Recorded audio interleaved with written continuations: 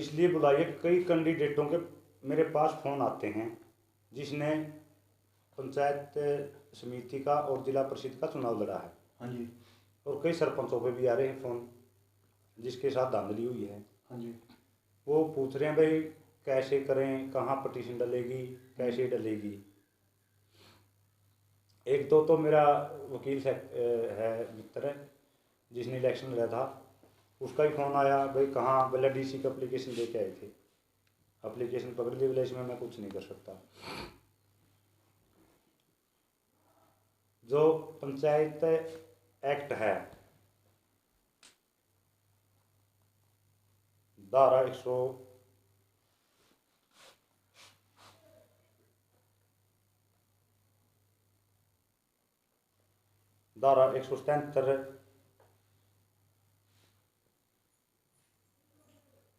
और धारा 176, इसको आप गूगल पे सर्च करें। और अगर किसी वकील साथी के नरवाने के अंदर किसी भी वकील से राय लेनी है तो हमारे आदित्य शर्मा जी हैं, उन पे जाके अपने डॉक्यूमेंट जो देने हैं केस पटिशन डलवाने के लिए,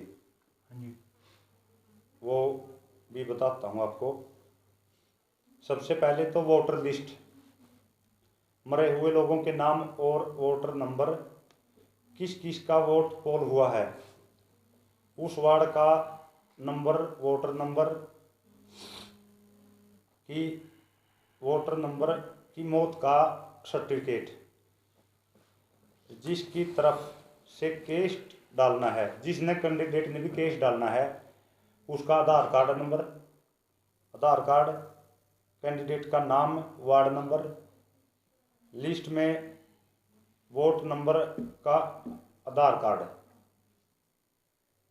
ये चीज़ लेके अपने वकील के पास जाएं और अपनी पटिशन दायर करें।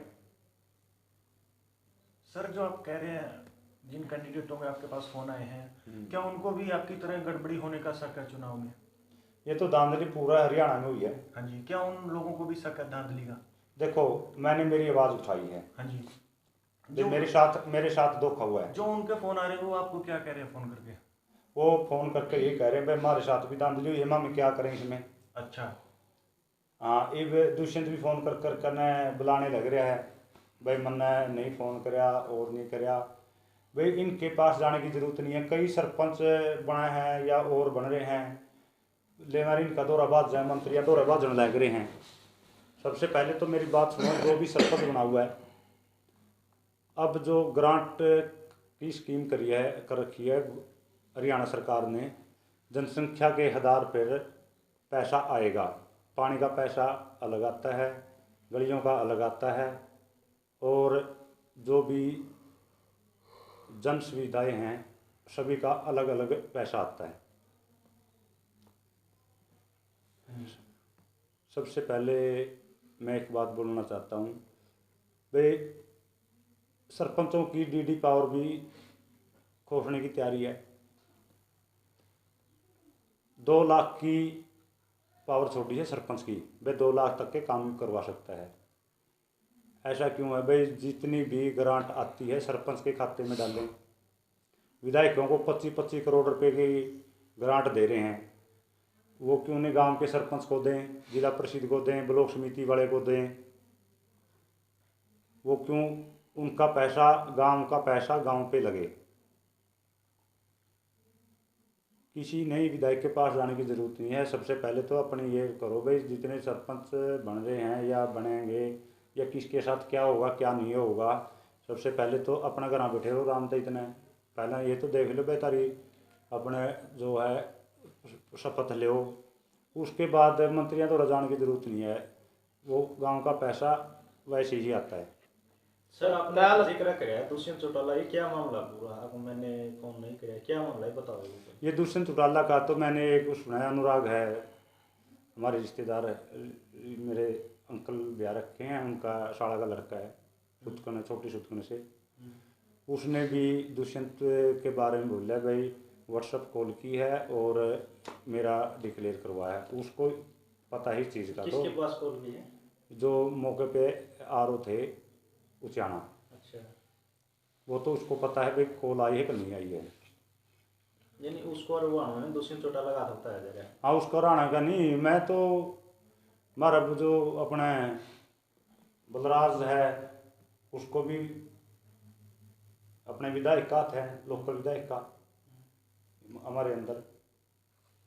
लेकिन दुष्यंत के तो उस बात पे गुस्सा आया था मैंने, जो दुष्यंत ने कहा था भाई पहले भाई हमारे सरपंच जीत के आने लग रहे हैं पार्टी के।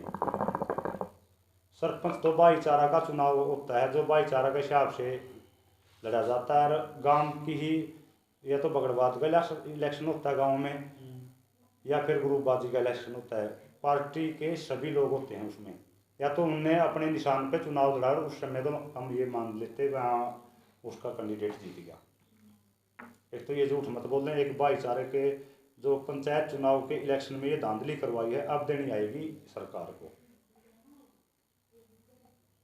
तो सर अभी तक मीडिया से आप मिल रहे हो लगातार 27 तारीख के परिणाम के बाद, तो ऐसे में अभी तक क्या निकल कर बातें सामने आई है और आगे आगे का आपका कहाँ रुख है? क्या कोर्ट की तरफ रुख है या मेरा कोर्ट की तरफ रुख है, साफ रुख है।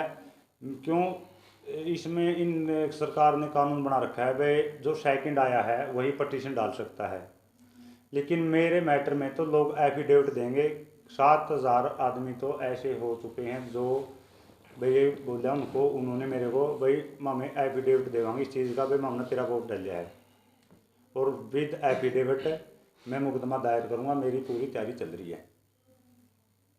तो कहीं ना कहीं आपको कुछ इन परिणाम में बदलाव की आशंका दिखाई दे रही है? ये तो क्लियर है, इसमें कोई शक नहीं है, परिणाम चेंज होंगे।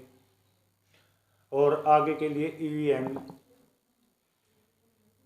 पे पंचायती चुनाव जिंदगी में कभी भी नहीं होगा। अच्छा, ट्रेजरी में अभी तक ईवीएम रखी हुई है वो, तो क्या लगता है उससे पहले ही आप जो आप अपनी बात रखना चाहते हो क्या उसका खुलासा कर पाएंगे?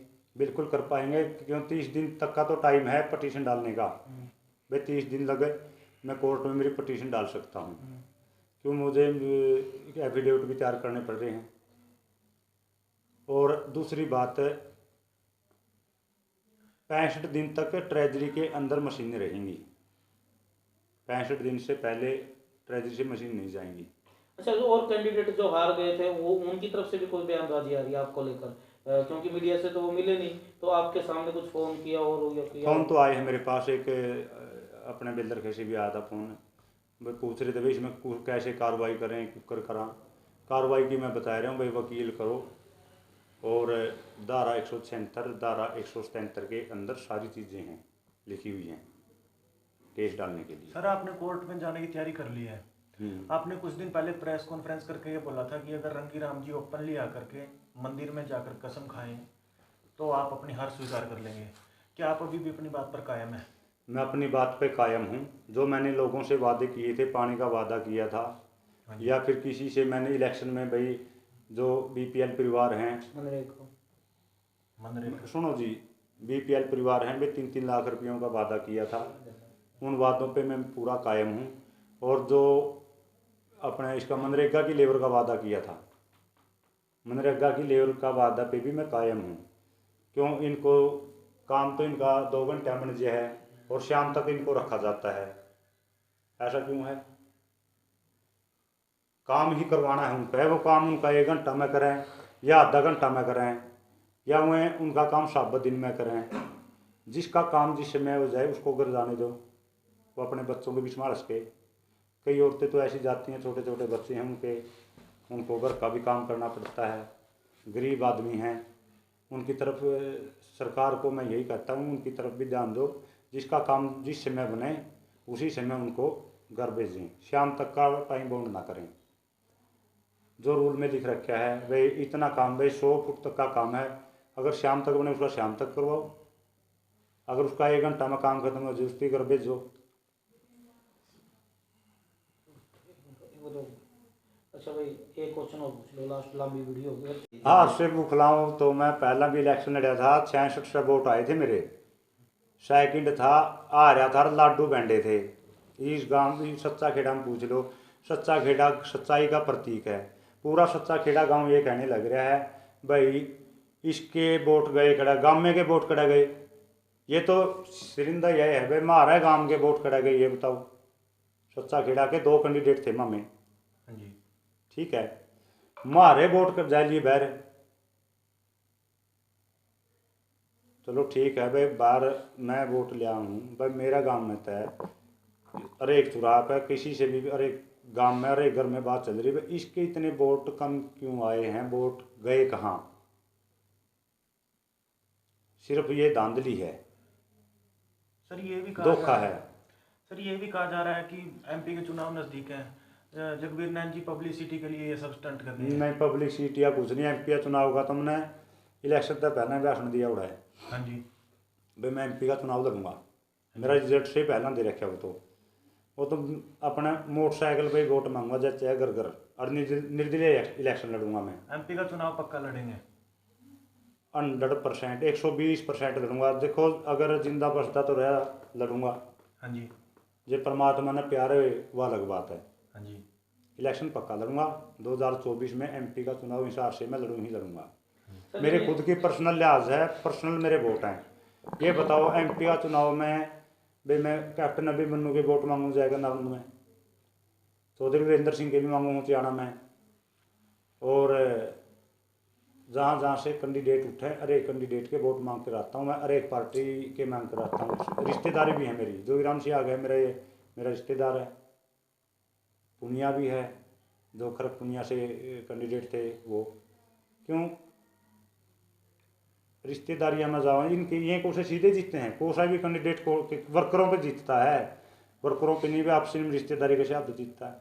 अरे कि ये जो जातिवाद की बात करते हैं भाई जाट नॉन जाट, मैं सभी को ये कहना चाहता हूँ भाई कोई जाट नहीं, कोई ब्राह्मण नहीं, कोई बाणिया नहीं, ये जाति बनाई गई है अपने कर्म के साथ रजिस्ट्री जो काम किया है। सभी को मैं कहता हूँ भाई अपने अपने कुछ घर से जाकर इतिहास कढ़ाएं। सभी एक बेल के काचर हैं, सभी के सब, किसी की भी कोई जाति नहीं है।